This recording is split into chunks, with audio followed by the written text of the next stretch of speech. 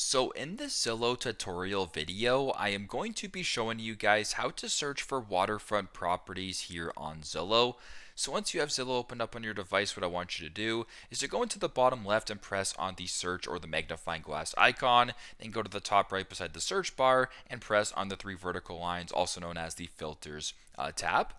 And on the filters tab, simply just scroll all the way down to the bottom until you come across these options where it says other amenities. If you can go ahead here and press on other amenities, you can view a whole bunch of different amenities right here. Must have air conditioning, must have pool. And what we're looking for here must be on the waterfront. So I'm by pressing this option right here, it'll now filter all the results to waterfront properties. And once that is done, go to the bottom, press on see results. Now, when you're viewing properties, you're only going to be seeing properties with waterfront, properties, I guess here, or I guess listings with waterfront properties here on Zillow. So pretty straightforward. That is how to search for waterfront properties on Zillow. Thanks again for watching, and I hope this video helps.